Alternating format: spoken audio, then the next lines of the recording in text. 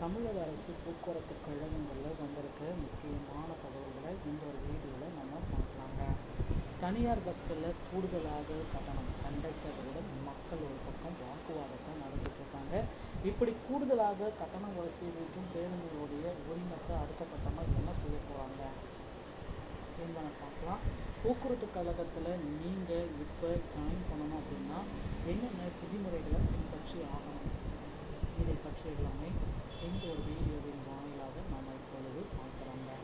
மக்களே, நீங்கள் உடைய சேனலை முதல் முறையாக பார்க்குறீங்க அப்படின்னா மறக்காமல் ஒரு சப்ஸ்கிரைப் பெல்லை கிளிக் பண்ணி வச்சுக்கோங்க. வாங்க வீடியோக்குள்ளே போகலாம். தமிழக அரசு போக்குவரத்து கழகங்களில் பேருந்து கட்டணம், தனியார் பேருந்து கட்டணம், அங்கங்கே தனியார் பேருந்துகள் ஒவ்வொரு பணிமனையிலிருந்து இயங்கிக் கொண்டிருக்கிறது. ஸோ தனியார் பேருந்துகளுடைய கட்டணம் திடீரென உயர்த்தப்பட்டிருக்கிறது.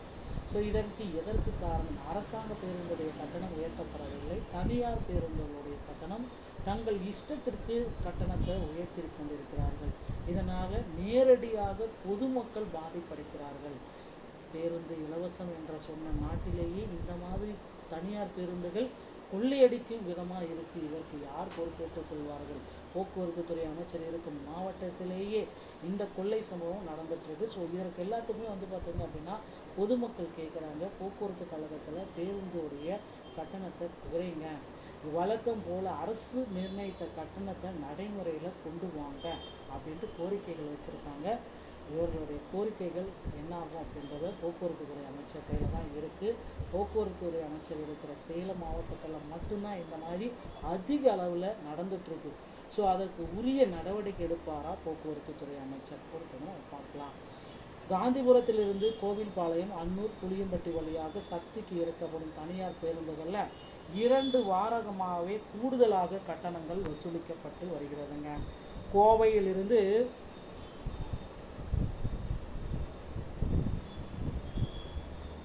கோவையிலிருந்து சக்திக்கு வழக்கமாக 42 ரூபா கட்டணம் இப்போது தனியார் பேருந்துகளில் 45 ரூபாயாக வசூலிக்கிறார்கள்.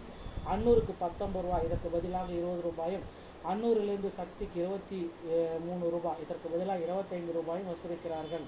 10 ரூபாய் வசூலித்த ஸ்டேஜ்களுக்கு 12 ரூபாய் கேட்குறாங்க. அரசு நிர்ணயித்தது குறைந்தபட்ச கட்டணம் 7, அதற்கு பதிலாக குறைந்தபட்ச கட்டணம் 10. இதனால் பஸ்களில் தினமும் கண்டக்டரோட பயணிகள் வாக்குவாதத்தை நடத்துகிறாங்க. கண்டக்டர் சரியான பதில் சொல்வதில்லை என பயணிகள் கோபப்படுகிறார்கள். திருப்பூருக்கும் ஈரோடுக்கும் தாங்களாக கூடுதல் கட்டணம் வசூலிக்கிறார்கள். வழக்கு தொடர்ந்தாலும் வெறும் 100 ரூபாய் அபராதம் விதிப்பதால் பஸ் அதிபர்கள் பொருட்படுத்துவதே இல்லை என கன்சூமர் வாய்ஸ் தலைவர் கதிர் மதியோன் கூறுகிறார். கோவை வடக்கு போக்குவரத்து அலுவலர் விஸ்வநாதனிடம் கேட்டபொழுது மேட்டுப்பாளையம் வட்டார போக்குவரத்து அலுவலரே விசாரிக்கலாம், எனினும் கோவையிலிருந்து பல பஸ்கள் இயக்கப்படுவதால் நாங்கள் விசாரித்து நடவடிக்கை எடுப்போம் என்றார்.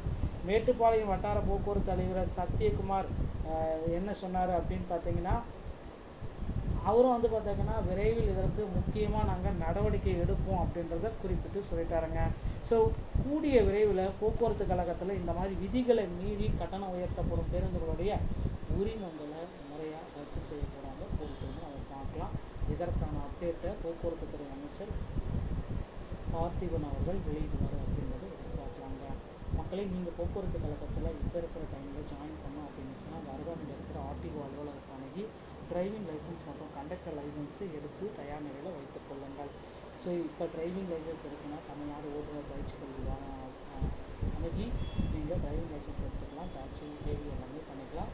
ஆனால் கண்டக்டர் லைசன்ஸ் எடுக்கணும் அப்படின்னா தமிழ்நாட்டில் நீங்கள் ஃபஸ்ட் எய்ட் சான்றிதழ் வாங்கணும். இதை ஜான் ஆம்புலன்ஸ் மூலமாக கொடுக்குறாங்க. மேலும் தமிழ்நாடு திறன் மேம்பாட்டு கழகத்தின் மூலமாகவும் கொடுக்குறாங்க. இந்த ஃபஸ்ட் எய்ட் சான்றிதழ் வாங்கிய பிறகு தான் போக்குவரத்து கழகத்தில் நீங்கள் கண்டக்டர் லைசன்ஸு பெற முடியுங்க. இந்த ஒரு வீடியோ பதிவு இதை பற்றி தான் உங்களுக்கு விளக்குகிறது. வீடியோ உங்களுக்கு பிடிச்சிருச்சு அப்படின்னா நீங்கள் நம்ம சேனலோட இணைந்தீர்கள். நன்றி, வணக்கம்.